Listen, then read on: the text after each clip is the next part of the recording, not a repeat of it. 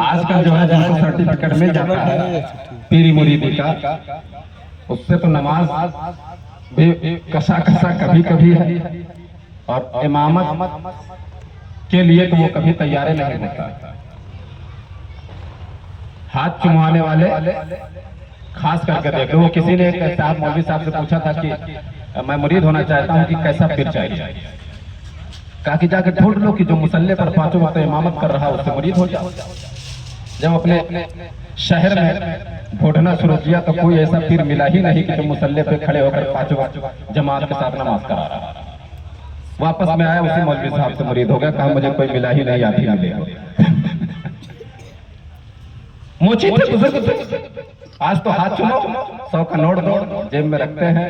खानका हमारी बनी हुई है, चाड़ के खा रहे हैं, डकार ले रहे हैं, कौम का पैसा लूट रहे हैं, कोई मतलब नहीं है। ये कौम कहाँ जा रही है, नस्लें कहाँ जा रही हैं, इनका फ्यूचर और मुस्तकबिल क्या है, किसी से कोई मतलब नहीं। आज यही तो हो रहा है। ये दर्द अगर जिंदा हो जाए ना, ये अवाम या ये नस्ल या ये कौम पूरी नहीं है। इन तक तबलीग का काम नहीं हो पा रहा है ठीक तरीके से जो होना चाहिए। और इसमें हम सबकी जिम्मेदारी, हम सबको कदम से कदम मिलाना चाहिए। तो खैर वो बुजुर्ग थे, उनसे पूछा गया कि आपको खुदा कैसे मिला। कहा बस ऐसे ही जूता पॉलिश करते करते मुझे मेरा रब मिल गया। कहा है इसके लिए इबादत, रियाज़त, मुजाहिदात की जरूरत होती है। और आप कहते हैं कि जूता पॉलिश करते करते। हाँ मैं मानता हूं इबादत, रियाज़त, मुजाहिदा, इन चीजों की जरूरत है रब का कुर्ब हासिल करने के लिए। लेकिन मैं अपने बारे में बता रहा हूं। हालांकि ऐसा नहीं कि वो बेनमाजी, उसके अंदर शरीयत के मुताबिक हर गुण मौजूद है और सबको कर रहा है। लेकिन बात एक समझाने की, बस मुझे ऐसे जूता पॉलिश करते करते मेरा रब और मेरा रसूल मिल गया। कहा कैसे? कहा वो ऐसे कि जब कोई मुसलमान भाई आता था तो जब मैं उसके जूते को पॉलिश करता था, आना तो मुझे 2 ही मिलने, लेकिन मैं चमका देता था ये सोच करके जिस नबी का मैं कलमा पढ़ता हूं ये भी उसी नबी का कलमा पढ़ता है। बस उसके जूते को चमका देता था कि जिस नबी का मैं कलमा पढ़ता हूं उसी नबी का कलमा ये भी पढ़ता। बस इस नीयत ने मुझे मेरे रब तक पहुंचा दिया, मेरे रब से मिला। बताओ आज भाइयों में क्या है? गड्ढे खोदे जा रहे हैं, खून पानी हो चुका है, मौका मिले तो खंजर मारा जा रहा है। और किसी मनसब और पोस्ट और ओहदे पर पहुंच गए तो बस खुदा खैर करे, फिर खुदा खैर करे। कितना गुरूर, कितनी अनानियत, कितना तकब्बुर और कितना ज़मीन फरोशी आज ये हमारे अंदर कूट के सब चीजें भरी भरी। और उसके बाद में हम कहते हैं कि हम बीमार हैं, हम परेशान हाल हैं, हमारे लड़के हमारे बात नहीं मानते हैं और हम मुश्किलों में घिरे हुए हैं, ताबीज की जरूरत है, दुआ कीजिए। वो हर किस्म के जुर्म को हम बयान करते हैं दूसरों से, अपनी मुसीबतों को, लेकिन हम कभी भी अपने पीठ पीछे अपने अंदर झांकने की ये कोशिश नहीं करते हैं कि हमारे अंदर कितनी बुराइयां मौजूद हैं। हसद कीना तो नहीं होना चाहिए ना। हसद तो इंसान की नेकियों को बर्बाद करती है, ऐसे खा जाती है जैसे आग लकड़ी को। आप इसको मामूली समझ रहे हैं? ये मामूली नहीं है, ये बहुत बड़ी चीज है। भुगत है, कीना है, रिया है, ये तमाम चीजें बुराइयां हैं पाई जाती है। अगर मुझे मौका मिला है तो मैं अभी 2-4-10 मिनट और बोलूंगा।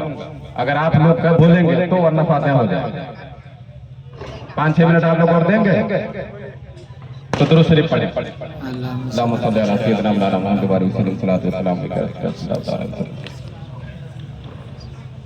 तो ज़िदाने मिलत इस्लामिया नबी अकरम सल्लल्लाहु अलैहि वसल्लम की हदीस पाक है, इज़ा दाअल मुस्लिमु लि अख़ीहि बिज़ाहिरिल गैब फयक़ूलुल मलक आमीन।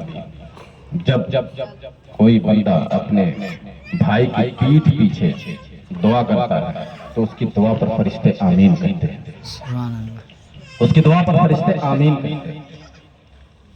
तो अगर हम चाहते हैं कि हमारी दुआओं में फरिश्ते आमीन कहें, तो हमें चाहिए कि ना हम अपने भाई के लिए दुआ करें, उसका सपोर्ट करें, उसकी मदद करें। अगर वो मुश्किल में है तो उसकी मुश्किल को उसको मुश्किल से दूर निकालने की कोशिश करें। ये चीजें जरूरी है। और इसी तरीके से वालिदैन की खिदमत बहुत जरूरी है। आज के बच्चे इससे भी बिल्कुल दूर होते हुए नजर आ रहे हैं। यहाँ तक कि वालिदैन की रजा में अल्लाह की रजा है। अब इससे बड़ा और कोई जुमला नहीं हो सकता। माँ बाप अगर राजी है तो अल्लाह राजी है। एक मर्तबा हजरत मूसा ने बारगाह रब में अर्ज किया, मौला ताला जन्नत में मेरा पड़ोसी कौन होगा? जन्नत में मेरा पड़ोसी कौन होगा, मुझे उससे मिला। और नबी जो है अपने वक्त का सबसे आला इंसान होता है, फिर उसके नीचे लोग होते हैं। जितने भी वली हैं, तमाम वली की कुल जिंदगी नबी की जिंदगी के एक सेकंड के बराबर भी नहीं। नबी का वो मकाम, सरकार गौसे आजम के रास्ते को अगर मुर्दों पर खोल दिया जाए तो मुर्दा उठ के बातें करने लगे, पहाड़ों पर डाल दिया जाए तो वो रोजे रेजा रेजा हो जाए। और गौसे पाक को कहते हैं, नजर तो इला बिलादिल्लाहि जमाल का फरदलतिन अला हुक्म इत्तिसाली, मैं तो अपने हाथ की हथेली पे पूरी कायनात को राई के दाने की तरीके से देखता हूँ। वो इतना ऊंचा मकाम सब कुछ। लेकिन देखिए जितने भी वली हैं, तमाम वलियों की उम्र जिंदगी नबी की जिंदगी की एक सेकंड के बराबर है। नबियों का मकाम बहुत है। हज़रत मूसा ने कहा था मेरा पड़ोसी कौन होगा मौला, मुझे उससे मुलाकात करा दे। कहा वो फला मोहल्ले का फला कसाई, फला मोहल्ले का फला कसाई। उसके पास पहुंचे, अपना रंग ढंग छुपा करके खुलिया कि मैं वक्त का नबी हूं। हालांकि उसने भी कभी दीदार नहीं किया था, उसे भी पहचान नहीं थी, बस मानता था, आवाजें बातें पहुंची थी उस तक, कलमा पढ़ता था। तो हज़रत मूसा अलैहिस्सलाम ने देखा कि उसने दिन भर जो भी गोश्त की मजदूरी थी उसने की, दुकान को बंद किया, थोड़ा सा गोश्त लिया, फिर घर आया। घर आकर के गोश्त को बनाया हांडी में। जब खाना तैयार हुआ तो उसकी एक बूढ़ी माँ थी जो बिल्कुल अपने बिस्तर से भी उठ नहीं पाती थी। उसके बदन के अंदर हरकत नाम की चीज थी ही नहीं, बोलने की सकत भी नहीं थी उस बूढ़ी की औरत के अंदर। उस कसाई की वो माँ थी। खाना तैयार हुआ, वो कसाई देखिए दिन भर काम कर रहा, काम करके वापस लौटा, खाना बना करके फिर जो है सबसे पहले खाना किसको खिला रहा? अपने बूढ़ी माँ को खिला रहा है, जो अपनी जगह से भी नहीं उठ सकती। आज कितने नाकारा और बदतमीज और बेहया औलादें भी हो रही हैं कि अपने बाप से ठीक से सलाम करने को तैयार, सलाम करने को गुजरते हैं तो सलाम जैसे लगता है कि कोई अजाब है या गुनाह। आखिर ऐसा क्यों? ये दीन से दूर है, इनकी तरबियत में कमी, विरासत वारिस नहीं लावारिस ये नजर आ रहा है। नजर से नजर ना मिले, बाप से औलादें भाग रही हैं। हालांकि ये उनके लिए अजाब है, अजाब है, अजाब है।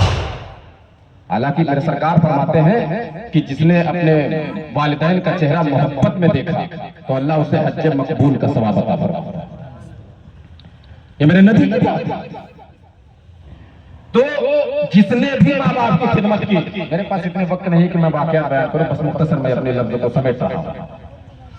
तो हज़रत मूसा अलैहिस्सलाम ने जब देखा कि उसने खाना खिलाया, उसकी माँ ने कुछ अपनी जुबान में खाना खाने के बाद बड़बड़ाया।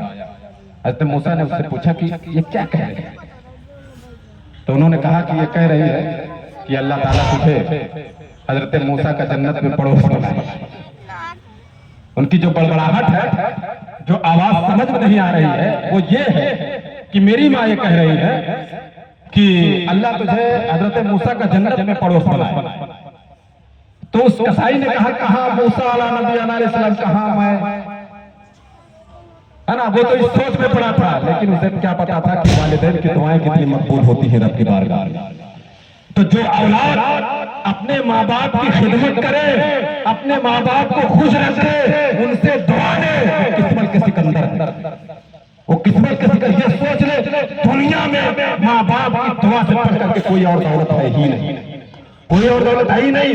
तो कहा मूसा, कहा मैं, हजरत मूसा अलैहिस्सलाम ने अपने आप को मुनकशिफ किया, खोला, जाहिर किया और ये बताया कि तुम्हारी माँ जो दुआ कर रही है वो हक और सच दुआ कर रही है। रब की बारगाह में मैंने पूछा था और वो मूसा मैं। अल्लाह ताला हम सबको दीन की सही समझ अता फरमाए। हमारे मोहतरम सोनू भाई ने जिस मकसद के तहत इस प्रोग्राम को रचाया बसाया है, अल्लाह उनको उस मकसद में कामयाबी अता फरमाए। अल्लाह ताला हम सबका हामी व नासिर हो, अपनी रहमतों का हिसार नसीब करें।